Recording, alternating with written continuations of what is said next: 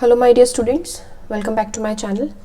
आई am Nitika Saini और आज की वीडियो में मैं फिज़िक्स का जो छोड़ा मतलब अनदर पार्ट था वो मैं शुरू करूँगी, वेलोसिटी टाइम ग्राफ। इससे पहले मैंने ख़त्म किया था वेलोसिटी डिस्टेंस टाइम ग्राफ पे ख़त्म किया था, तो आज वेलोसिटी टाइम ग्राफ शुरू करूंगी। तो डिस्टेंस टाइम ग्राफ जिसने नहीं देखा है प्रीवियस वीडियो जाके देख ले, लिंक डिस्क्रिप्शन बॉक्स में मिल जाएगा। वीडियो अच्छी लगे तो लाइक करें, शेयर करें ज़्यादा से ज़्यादा और चैनल को ज़रूर से ज़रूर सब्सक्राइब कर दें ताकि आने वाली वीडियोज़ आ जाए आपके पास। नोटिफिकेशन बेल को भी ऑन कर दें। तो चलिए फर्दर डिले ना करते हुए हम आज का टॉपिक शुरू करते हैं, velocity time graph.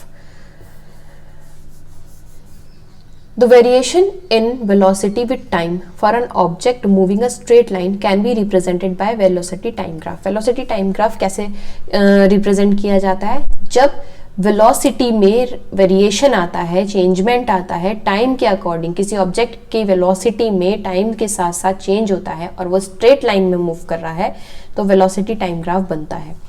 In this graph, time is represented along x-axis and velocity is represented along y-axis. ठीक है, ये velocity है, ये x-axis पे है time. And the velocity is represented along y-axis. If object moves at uniform velocity, the height of its velocity time graph will not be changed. अगर object uniform speed में velocity में चल रहा है तो उसकी हाइट में कोई चेंज नहीं आएगा। वेलोसिटी टाइम ग्राफ में आप हाइट में कोई चेंज नहीं मिलेगा, आपको वही मिलेगा जितना टाइम है।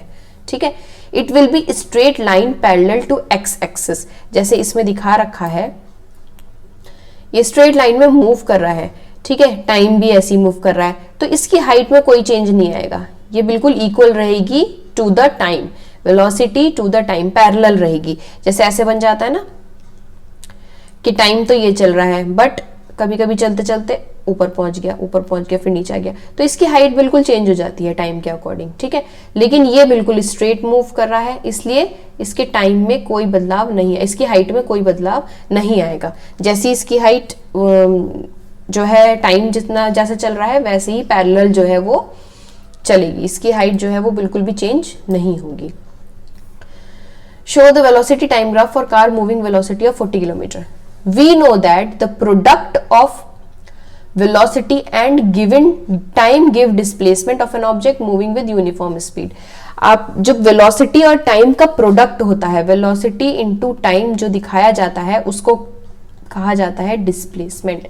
d is equals to velocity into time, अगर यूनिफॉर्म वेलोसिटी है तो। ठीक है, तब इसका डिस्प्लेसमेंट क्या निकलेगा, वेलोसिटी को आप टाइम से मल्टीप्लाई कर देंगे।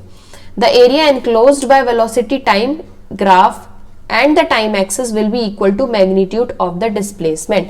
जो भी जैसे ये नीचे ऐसे करके एरिया बन रहा है, ऐसे बॉक्स बन रहा है, वो दो पैरेलल लाइंस और वो इसका जो भी एरिया होता है, ठीक है, वो क्या है, the area enclosed by velocity time graph and time axis, velocity time graph और टाइम एक्सिस का एरिया मैग्नीट्यूड ऑफ डिस्प्लेसमेंट के इक्वल रहेगा। ये वाला जो एरिया कहलाया जाएगा, शेडेड एरिया जो दिख रहा है आपको। ठीक है, ये मैग्नीट्यूड ऑफ डिस्प्लेसमेंट के इक्वल रहेगा। To know the distance moved by car between time t1 and t2 using figure 8.5, draw perpendiculars from the point corresponding to the time t1 and t2 on the graph. एक time चल रहा है t1 t2 और a और b का। ठीक है, तो जब आपको टाइम पता है कि ये वाला इनिशियल है, ये वाला फाइनल है, t1 है, t2 है, तो आप एक परपेंडिकुलर खींच दें along with the velocity. Velocity चलती चली जा रही है और टाइम भी चलता चला जा रहा है, इनके अलोंग एक हाइट बना दें, मतलब एक लाइन खींच दें ऐसे करके, तो एक स्क्वायर सा दिखाई दे जाएगा आपको। ठीक है, जब ये स्क्वायर दिखाई देगा तो क्या होगा, the velocity of 40 kilometre per our is represented by height AC और BD। अब वेलोसिटी इसके अकॉर्डिंग दिखाई देगी 40 किलोमीटर पर आवर, ये वाली 40 किलोमीटर पर आवर वो है, तो velocity of 40 kilometre per our क्या है, AC, ये वाला AC, ये AC और ये BD, इसके अकॉर्डिंग आपको दिखाई देगी।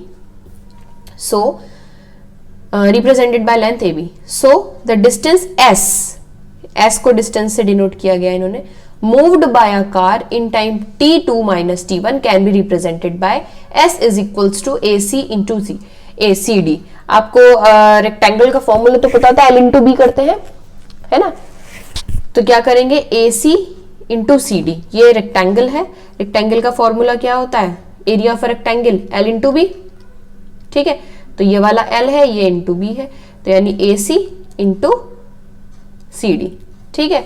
तो 40 किलोमीटर पर आवर ए सी है, ये रहा, ये आपने दे रखा है टाइम 40 आ गया ना, तो ये 40 किलोमीटर पर आ रहे, तो 40 इंटू टाइम क्या दे रखा है, ये T2 minus T1, initial final में से इनिशियल को माइनस करेंगे तब आएगा T2 माइनस T1, ठीक है।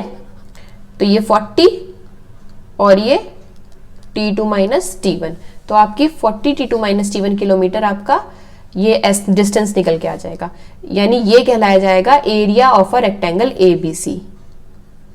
ये 40 T2 माइनस T1 कहलाया जाएगा area of a rectangle ABC, जो शेडेड एरिया है।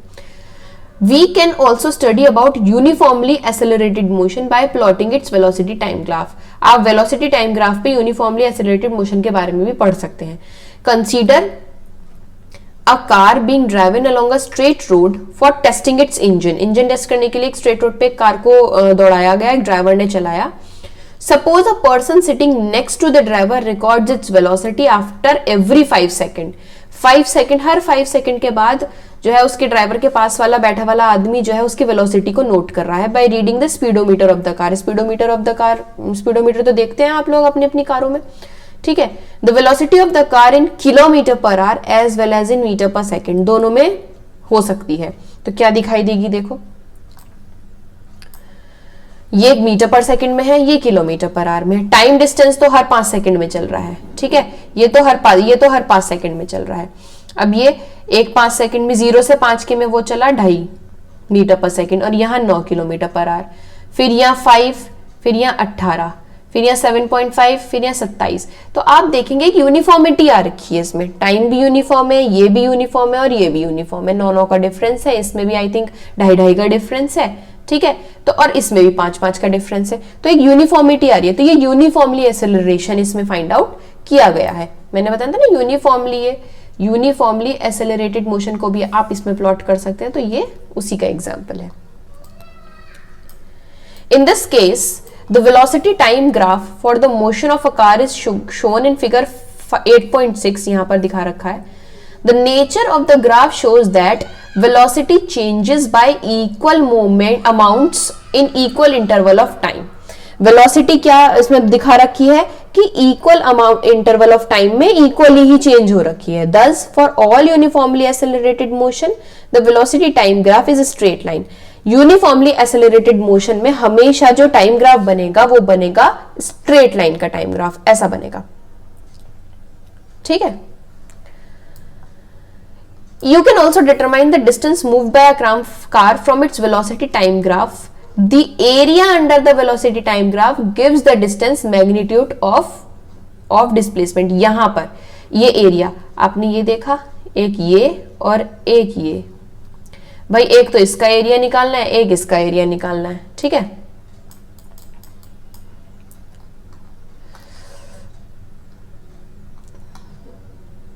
एक तो इसका एरिया आएगा, ट्रायंगल का एरिया आएगा, और एक स्क्वायर का एरिया आएगा। अब इन दोनों के एरिया को अगर आप प्लस कर देंगे तो ये सारा एरिया आपका निकल के आ जाएगा, ठीक।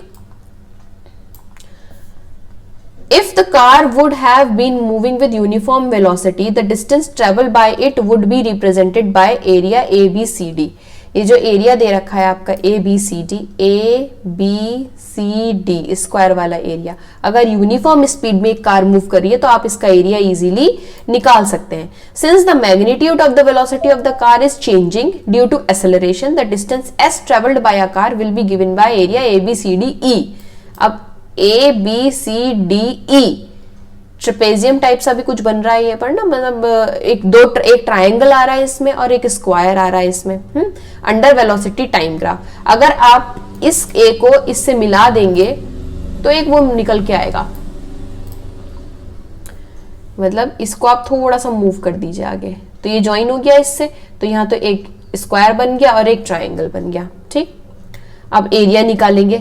अब ABCDE का एरिया क्या होगा, पहले एरिया ऑफ रेक्टेंगल निकालेंगे और फिर एरिया ऑफ ट्रायंगल निकालेंगे। एरिया ऑफ ट्रायंगल पता क्या होता है, half into base into height, है ना। और ये क्या होता है, L इंटू बी, तो L इंटू बी करेंगे, A B into B C, A B into B C L into B हो गया, और half into base into height, half into A D into क्या निकलेगा, डीई। तो बेस इंटू हाइट करने के बाद क्या आ जाएगा आपका, ये आके निकल के आपका डिस्टेंस आ जाएगा।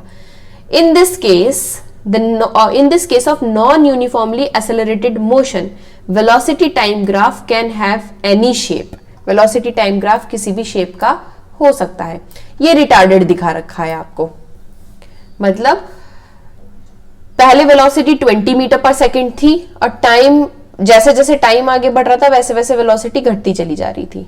ठीक है, ये वेलोसिटी क्या है, रिड्यूस होती चली जाती है, तो ये रिटार्डेड मोशन कहते हैं। और इसमें दिखा रखा है क्या, कभी बढ़ रही है टाइम के साथ साथ, कभी घट रही है, कभी बढ़ रही है, कभी घट रही है, तो ये नॉन यूनिफॉर्मली है। पहली वाली फिगर जो थी वो वेलोसिटी टाइम ग्राफ शो कर रही थी जिसमें ऑब्जेक्ट जो है वो टाइम के साथ साथ डिक्रीज हो रहा है। सेकंड वाली में नॉन यूनिफॉर्म वेरिएशन दिखा रहा है, कभी तो बढ़ रहा है और कभी घट रहा है। ठीक, ये एक है distance of station B and C from A and time arrivals and departure of a train. ये ट्रेन का डिपार्चर दिखा रखा है आपको कि मतलब कैसे कैसे ट्रेन जो है वो मूव कर रही है। ठीक है, ए ट्रेन डिस्टेंस पहले ये वाला ट्रैवल करती है, इतने आवर्स में करती है, फिर इतने टाइम इंटरवल में करती है, पहुंचती है। तो 8 बजे निकल के 8:15 बजे पहुंची, 11:15, 15-15 मिनट का इसमें डिफरेंस दिखा रखा है। और इसमें भी 120 मतलब 0 से 120, फिर 120 से 180 टाइम इंटरवल और डिस्टेंस जो है वो इसमें ग्राफ चार्ट में दिखा रखे हैं। सेम एज ये है, distance covered by Feroz and Sania at different times on their bicycle. 8-5 इसमें तो टाइम इंटरवल सेम है। ठीक है, फिरोज ने इतने किलोमीटर चला है इतने टाइम पर, और साइना ने इतने। ठीक है, इसके क्वेश्चंस नेक्स्ट में दूंगी मैं आपको। और ये वीडियो हम अभी यहीं पे खत्म करेंगे। Equations of motions by graphical method आपको मैं नेक्स्ट वीडियो में पढ़ाऊंगी। ठीक है, जो आज की वीडियो, अगर आपको कोई प्रॉब्लम हुई हो आज की वीडियो में तो कमेंट बॉक्स में बता दीजिएगा कि कुछ जो भी आपको पूछना है कमेंट सेक्शन में बता दीजिएगा। और मेरी नेक्स्ट वीडियो देखने के लिए चैनल को ज़रूर सब्सक्राइब करिएगा, नोटिफिकेशन बेल को ऑन कर दीजिएगा। Thank you for watching.